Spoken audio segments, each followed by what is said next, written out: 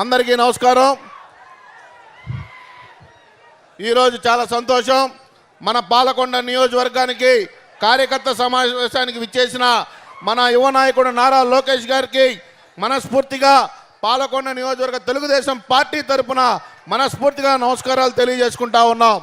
ఇప్పుడు మన తెలుగుదేశం పార్టీ వ్యవస్థాపకుడు మన అన్న నందమూరి తారక రామారావు గారి విగ్రహానికి పూలమాల వేయవలసిందిగా కోరుతా ఉన్నాం.